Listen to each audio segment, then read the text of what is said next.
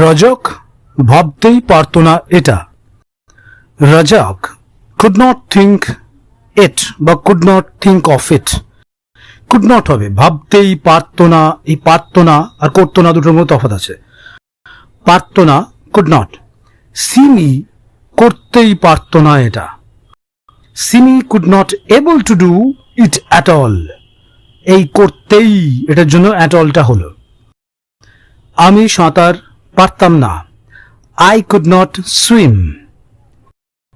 সবকটাতেই could not এর use হচ্ছে পারতাম না এই অর্থে, পাস্টেতে।